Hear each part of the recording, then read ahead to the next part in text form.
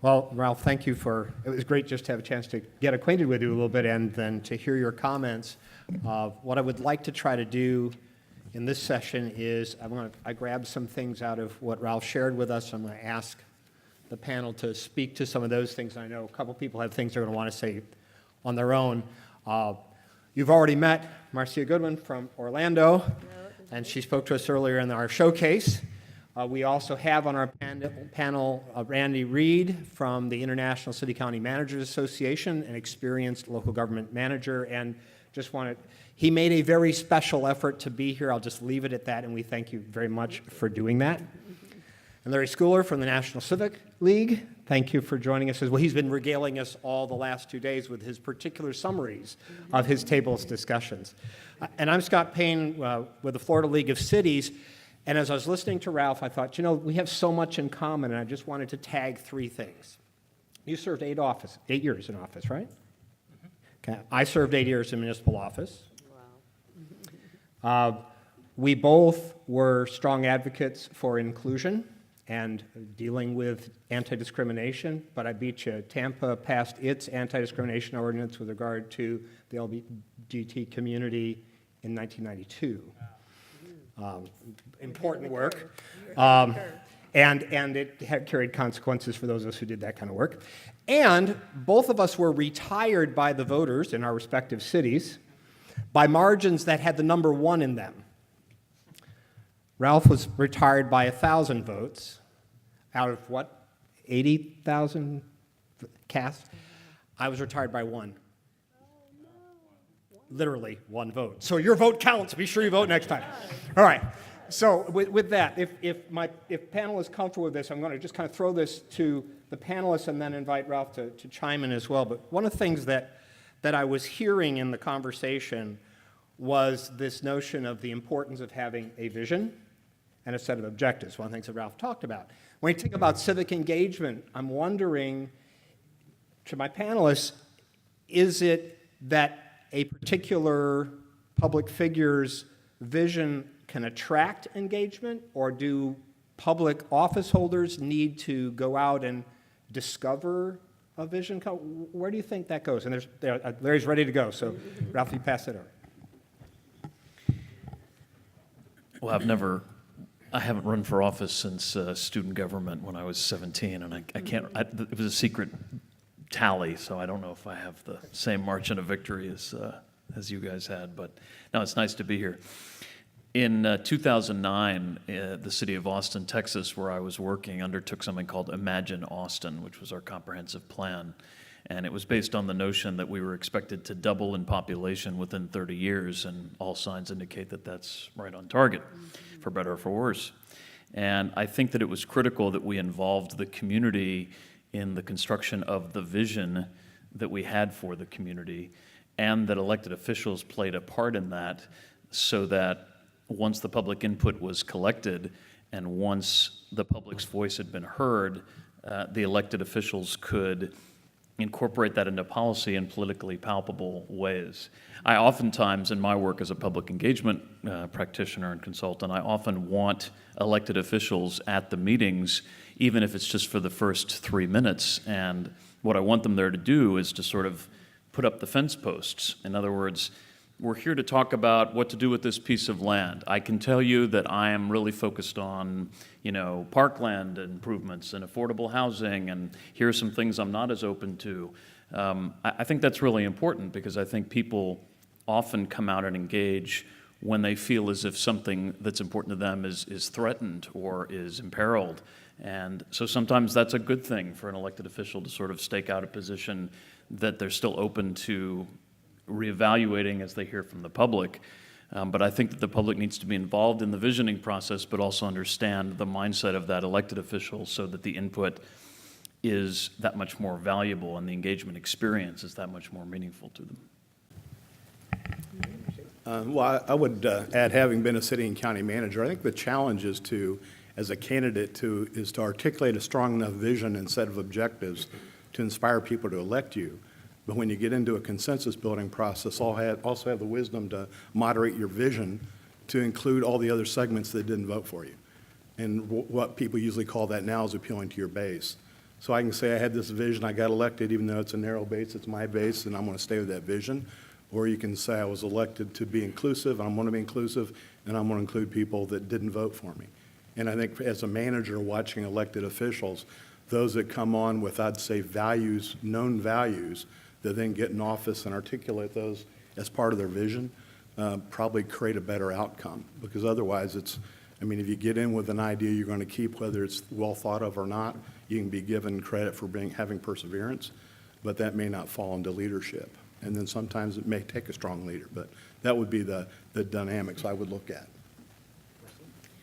I concur with both. I think that also looking at it from the inside in terms of not being an elected official, but being an appointed official, working with two different mayors with totally different styles and also lots of city commissioners along the way, I think that those that are able to listen and really hear what is being said, I mean, they definitely need to have a vision. We've seen that in so many things here in Central Florida. We had a time maybe, I don't know, 8-10 years ago when we were looking at right after the recession, or actually recession was going on, and we were looking at the need for community venues in our city and our region.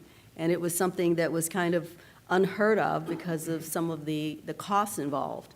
But we had leadership in the elected leaders that saw that this community, because of the growth, because of the development, because we're the #1 tourist capital in the world, needed these venues for various purposes, not just entertainment, but community building, and basically came together and just had a vision for making that happen. But that vision didn't happen without citizens giving input, giving their thoughts, seeing what should and shouldn't be as a part of that, and without those elected officials listening. So I guess I agree with both. I think that the vision has to be in place, but the elected leader has to be open to hear how that vision may need to be modified or directed.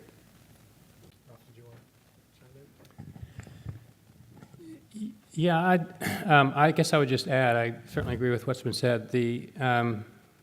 The element, I guess, that I would add is that I do think the vision, the plan, whatever you want to call it, needs to come from the community. And that may sound different than what I was describing before when I said, well, you need to have a clear vision and set of objectives. That doesn't mean it's a set of objectives that's just the elected leaders. It means it is the community's objectives. And often in a plan, they are displayed or shown in a way that is fairly general, and then it's like, okay, so what action steps actually, get us there? So yeah, I guess I would concur, but I do think, actually, I think it's almost best to go into a process without preordained ideas of what the outcome is going to be. That you let that emerge from the process, and then you really got the answers that'll hold and stick. I just want to add to that because I've so often been in meetings with public administrators and even elected officials who do seem to have some sense of what the answer can be. And so the advice I give them is, that whole scenario where you make the boss think that it's her or his idea? The same thing can apply to your constituents and to the public. In other words, keep that set of ideas that you have in your pocket. Let's have this dialogue with the community. Let's see what comes out of it. If they come up with something virtually identical to what you came up with, then they get to be the heroes, and you get to be the one that's responsive to the community's concerns. But if you put it out there first, then you run the risk of saying, well, you didn't care about what I think. And I have to say that I don't think there are accidents, and the fact that we have in front of us Your Opinion Matters from the hotel in a panel about involving citizens in local government is no accident. And this is something that corporate America has figured out in droves that I think local government still needs to continue to improve upon. There was a question earlier about true engagement versus public participation, and part of that to me is that the leader's willing enough to risk what his vision is, and as he formulates those objectives, and I think we're all understanding of that, but there is a reality where experts think they're experts. In a republic, people that get elected think I was elected to make those decisions. And at some point, you have enough give and take to say, I'm going to listen to the constituency, outline what the situation is. You know, they know my values, I was truthful in my values, but we're going to lead us through this, whatever it is, and bring as much consensus as possible. But I always listen to any touch of manipulation in the discussion of civic engagement, and you understand why it's so difficult. So if somebody buys off my ideas and I agree with it because I convinced them to buy off on it, you know, that's truly like a manager saying, let's have a public hearing. Now, let me tell you what we're going to do, folks. You know, that's not engagement.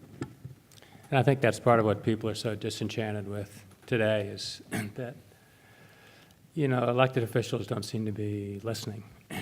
I don't think I've ever been through one of these processes where the outcome is where I thought we were going to end up from the beginning. I mean, and usually I sort of keep my own ideas about what the outcomes are to myself, and I'm usually glad that I did by the time we're done. I have two more questions. Did you something else you wanted to say, Marcia? No. Okay. Two more questions for me, and then we'll turn it over, because I know you all have a couple things you want to say, and people may have questions you want to ask.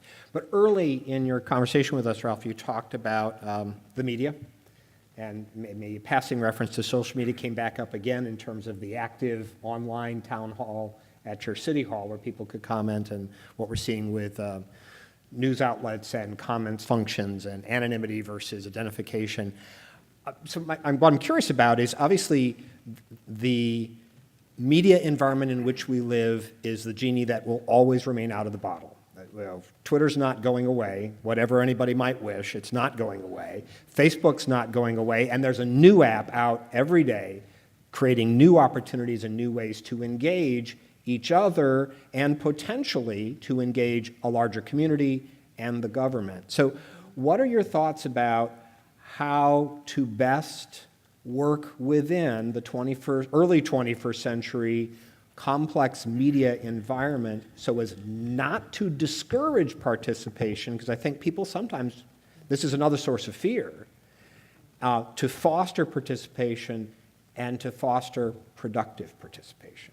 And Larry's already moving. I'm sorry. I guess it's all the coffee. One of the things that I have put a special emphasis on in my practice is, you know, really redefining the way we talk online and through technology. And I do want to be careful to say that it's technology, not just online, because I've done a lot with text messaging and with telephone.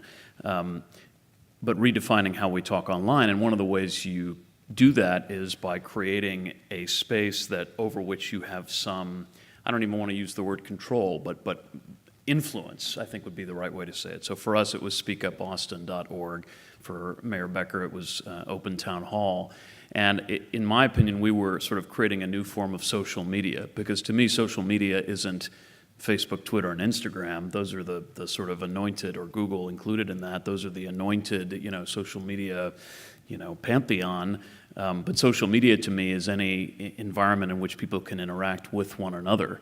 And so by creating a site like Speak Up or Open Town Hall in which a moderator could frame out questions, ask for elaboration, and then to whatever extent necessary, keep the peace and keep the space safe, therein you're getting a much more robust and much more meaningful amount of input into public policy. You're also getting ideas off the street that you might not have heard about before. For instance, the bike share movement is now pretty pervasive, but in Austin, it was brought up via Speak Up Austin and remains the top vote-getting idea, and it was implemented about a year after it was posted.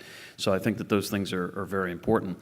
But I also want to say that to ignore the social media behemoths is to do so at your own peril. And so for us, we've televised some of our community meetings and enabled people to telephone in, text in, or tweet in, meaning that we've used a specific hashtag for the topic. So we're not, you know, oblivious to the fact that some people will be tweeting about the meeting anyway or tweeting about the topic anyway. But by virtue of leveraging those technologies all at once, what would have been a 60-person meeting becomes a meeting that more than 5,000 people were participating in. So it's important to make use of the tools while at the same time acknowledging that we don't have any control over how those tools are going to be deployed, and so we need some that we can, I think, control or influence more. Before I ask Marcia to chime in, there's a mayor here in the state of Florida who says about social media, you're either at the table or you're on the menu. Well, and my version of that is you can either give the public the bully pulpit or they will bully their way onto the pulpit. And the pulpit is obviously metaphorical in this case and in this day and age. So it's incumbent upon us to set the table, to borrow from that metaphor, in ways that are going to lead to a good outcome. I think that setting the table is essential in terms of making sure that there are options on the table that your constituency, that the citizens are interested in, and giving them those avenues to participate. I concur 100%. Social media is alive and well. People are communicating that way. I think it's important and incumbent upon like city websites and city social media to make sure that accuracy is there, because a lot of times what we find is that a lot of the social media dialogue isn't necessarily accurate. So the city, what our communications team in the city of Orlando has done is tried to make sure that to know what's trending out there, to know what's happening, so that we can make sure that the information sharing is accurate versus continuing perhaps rumor and innuendo that's not happening, that can breed a lot of misinformation and people getting in an uproar over nothing. So the goal is to make sure that we're being aware, so there's a lot of monitoring of what's going on in social media, as well as keeping the information clear, concise, and giving those opportunities for people to have the dialogue, which is important. I'm shocked that there's fake news on social media. Not in Orlando. Not in Orlando, no. Never. I'm in total agreement. I think the greatest capacity building avenue we have in the future for civics is the online and the digital. But I agree that online is not one-way communication. It's the idea of building up consensus, unlike online city halls, as they're talking about. There's a number of programs that do that. And you also can put facts out based on things like left-leaning, right-leaning, and centristic, and have people representing those views outline the same policy. So the idea people can look, read what people have said, then come to their own conclusion based on a list of facts that you can say the facts, but facts can be interpreted left-leaning, right-leaning, and centristic. But the idea is then you have that conversation build on that, and people are kind of spurred to think in different ways. So that's another way of enhancing it. But the virtual space is actually civic space. Just like cable television started off talking about what they're going to do for community participation. That's how early cable discussions went in my jurisdictions. Going to give you a channel, going to give you you'll be able to vote from your homes on policy issues, referendums, things like that. But that was the early sell of even cable television.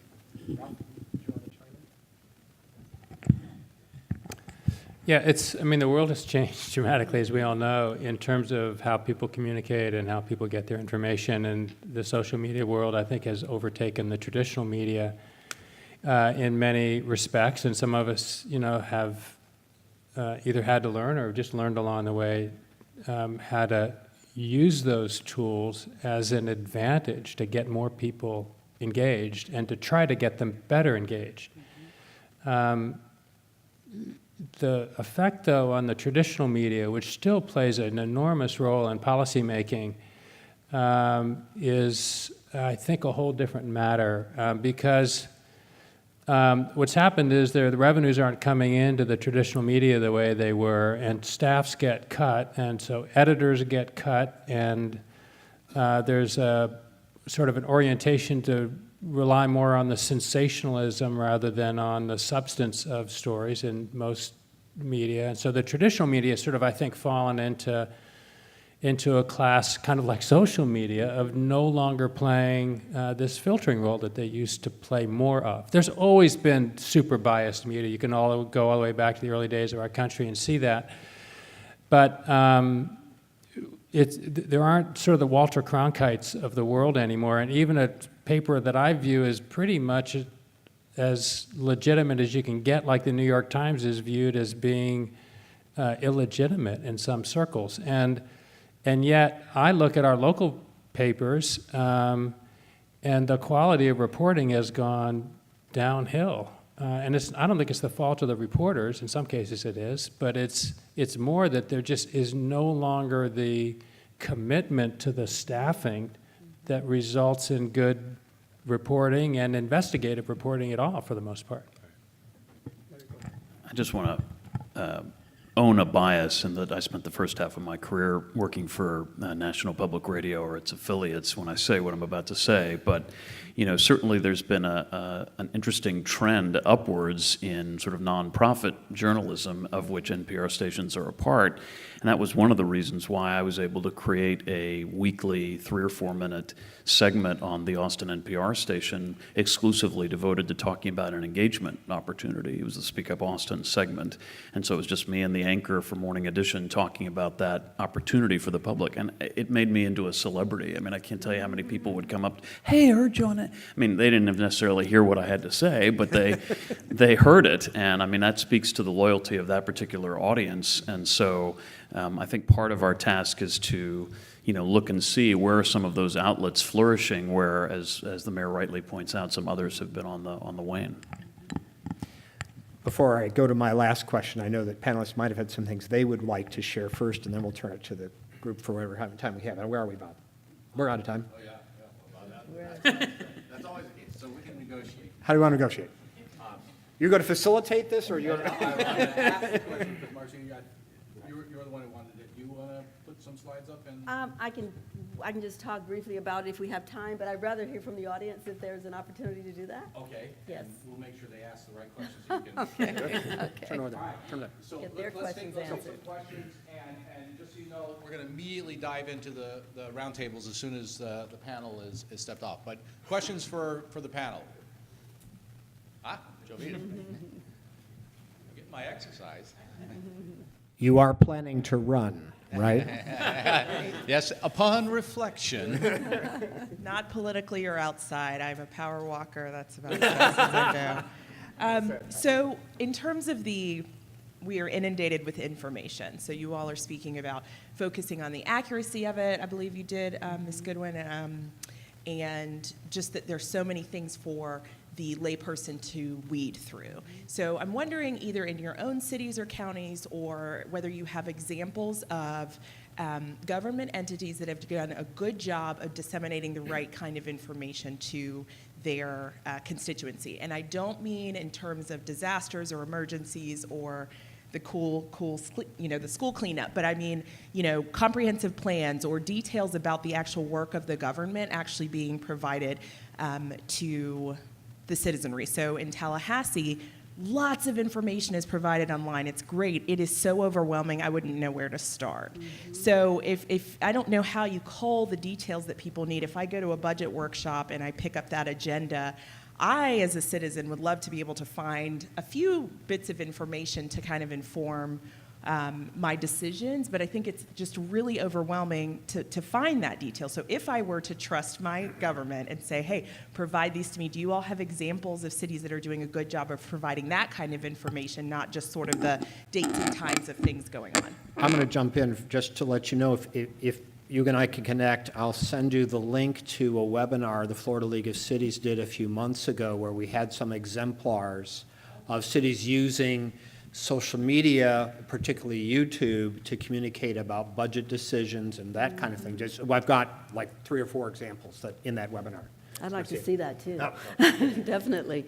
I was just going to say that I think that your point is so well taken in terms of just the deluge of information and how to find things.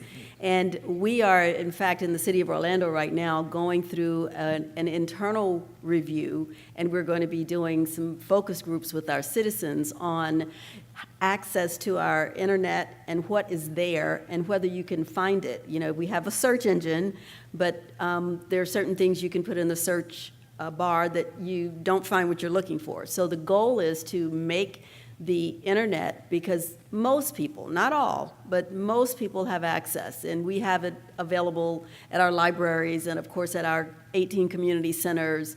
So there is accessibility to the internet. So we're trying to make it more, not just user-friendly, but accessible in terms of how you find what you're exactly looking for, as opposed to, and we have a lot of information there now, cityoforlando.net. You go there, you search, and you can find almost anything you're looking for. But there are ways that we can make it definitely more accessible to our citizens, and we're in the process over the next 6 months of doing that evaluation. Just make a couple of quick comments. I mean, one of the things I'm really proud of is going back to the use of video.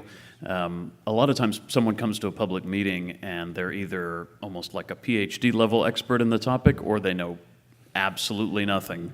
And we've done a lot of effort in Austin of producing that sort of 5-minute video that's continuously looping in the lobby, almost like if you go to a museum and at the beginning of the exhibit they show you a video before you go through the exhibit, and it's meant to be sort of that layperson's introduction to the topic we're going to be discussing or not discussing. It could be an open house, and so that's even as good as a one-pager.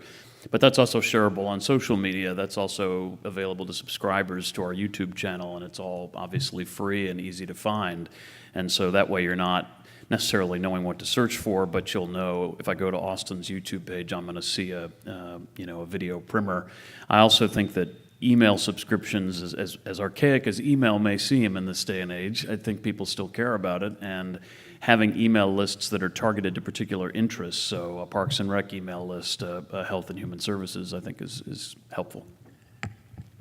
I would just say that you, on one level, trying to find someone that does everything well may be very difficult. I'd recommend Engage Arlington, if you Google that, because it gives an example of one of those ongoing dialogues with citizens. But I want to point out also, many times it's the idea those do excel. Alachua County valued its comp plan very highly, and they had for years very strong comp plan information on understanding their comp plan, because it wasn't like Develop Anywhere. It was, that was one of the tighter growth management areas. So, I mean, in some cases, there are particular issues that are really well done on websites.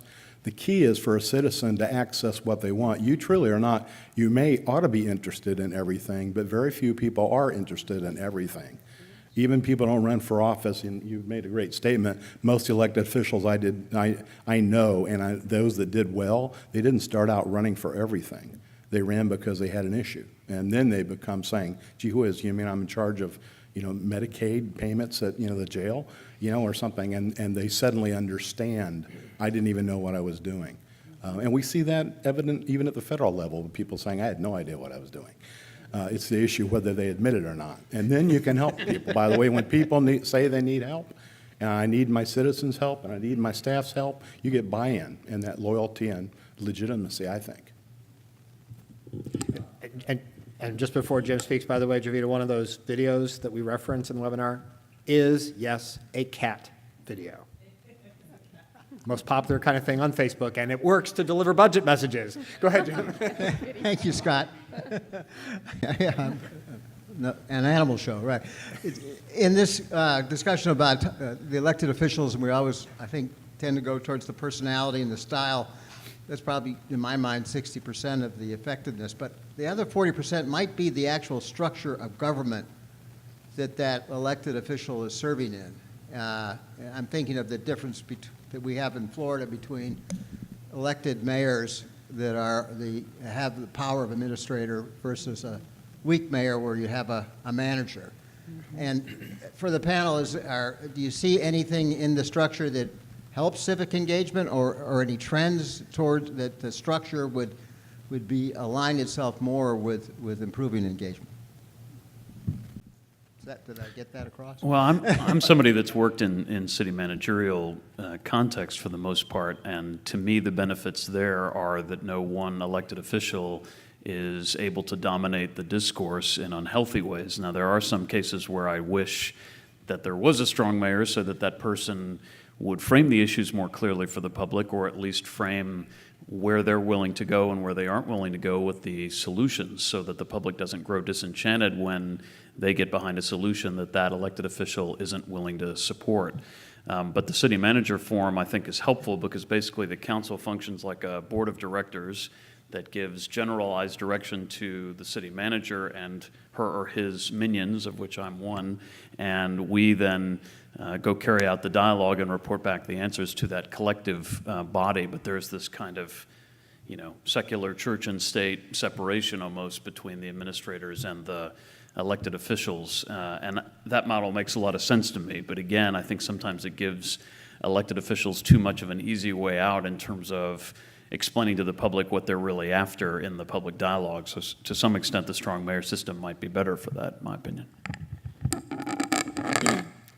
Well, to Larry's point, I've worked completely in the strong mayor environment, and basically, I think that both have value, but I've seen the value of the strong mayor because I think that in terms of setting the agenda, even though not necessarily saying how we get to the end of the line, but definitely saying some things about where we want to go based on what the constituents have indicated or directed, is something that a strong mayor can and does do. And then the, of course, administrative support, or the managers, in our case, we call it a chief administrative officer, which is the equivalent in some cities to the city manager, basically is moving that agenda forward with the administrative and management team support. But I think an important part of the strong mayor also is that the strong mayor can ensure that there is the civic engagement that is important.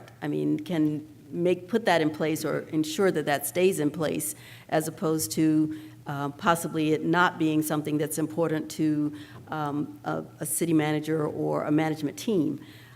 For instance, in Orlando, one of the things that we pride ourselves on and feel very strongly about is the fact that there are citizen boards, more than 30 of them, that basically give input on policy. So the policies that are voted on by the strong mayor and the 6 city commissioners is policy that has been vetted and basically recommended by the citizen boards. I think Jack helped me pass out on your tables. You'll see basically a little card that describes some of the involvements. And what we're always doing with these boards is encouraging our our fellow citizens to be involved on these boards. And most of them are city residents, some of them are not, they don't have to be. But this is really what guides the policy making in the city. And this is something that the mayor, because he is, of course, the chief executive, makes sure that this continues. We have diversity on these boards. We make sure that there's age diversity, race diversity, gender diversity, et cetera, and there's constantly a checking in every month, every quarter, on making sure that this is representative of our community geographically, et cetera. So something like that, I think that, I don't know what would happen in a weaker mayor situation, but I know in a strong mayor situation, you can make sure that that stays in place. I can be agnostic on the situation, but I would tell you from the citizen's view, it matters the quality of governance in a community. My concern with mayors would be, and the advantage may very well be that ability to kickstart this and get it going. I'm concerned about the long-term continuity of that, which tends to exist more and more people have a buy-in. So whoever does the council, and by the way, we call it mayor-council form of government, a lot of the conflict exists between mayor and their council members. If that's not resolved, that government doesn't go forward very easily. But the idea is that maybe longevity-wise, professional management adds part of that ability and credibility to help see that through. But again, I think you can get lost in that discussion, because I totally honor strong, well-meaning mayors that govern well, and I work for a city manager organization. I have never, in all my 40 years, sought to destroy the elected officials I work for. I thought my purpose was to enhance their ability to serve as representatives. And I believe that's where the majority of those people employed in appointed positions are. So from my standpoint, look at the citizens, look at the performance of the government. Sometimes that's metrics, as we've talked about, but look at the quality of the governance given. That's what you want as citizens. And again, we can talk about forms of government, but I think there's pluses and minuses to both. And I concur. For the record, I should say that we have a strong mayor-council form of government, just for the record. As long as we understand that. Because I was going to say, because nothing happens without the council. I'll just say that I think that any of them can work well. And it almost depends on the people who are in the positions. I was in a strong mayor council, and I was really glad for that as a mayor.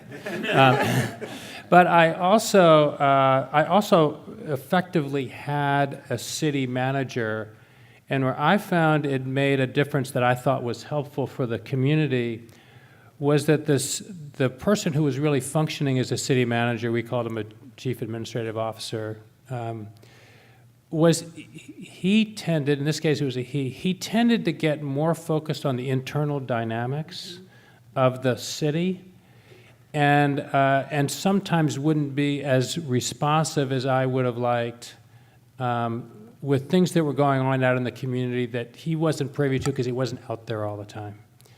I think it's almost sort of personality-based, and that any of them can work, so.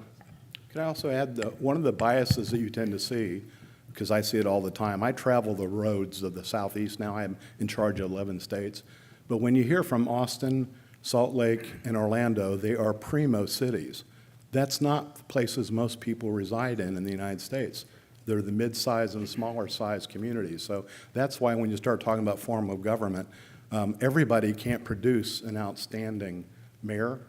You can't always hire a great city manager, but just understand where people live. And you can show a map with no rural areas, but the people do live in the rural areas. That's the message partly of the last election. So just be aware of that. But these are outstanding communities that have been mentioned here, and outstanding elected and appointed leadership. But the majority of people don't live in all of those communities. They live in a variety of communities with different resources, some very poor. So Scott, I'm going to try and transition. I'm going to, in a moment here, thank the panel for its outstanding work. But note that in the working paper, the briefing paper in your packet, there are 10 research questions, and there are not answers currently to most of those questions that really require, and this is an example, the structure and what impact it has on active civic engagement. And, you know, as you heard in the answers, it depends, and maybe there's some research that can be followed up and thought about. Sean had a question, and he said, it's a real short one. I'm going to tell him, he's going to ask the question, and we're not going to answer it. Go ahead.